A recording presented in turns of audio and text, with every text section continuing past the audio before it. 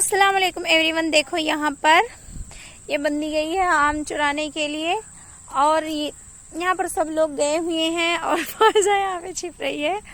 और किसी ने कहा था कि पेशानी पे आम, तो हम बता दें कि जो लोग ये आम खा रहे हैं इन लोगों के किसी के भी चेहरे पे आम नहीं।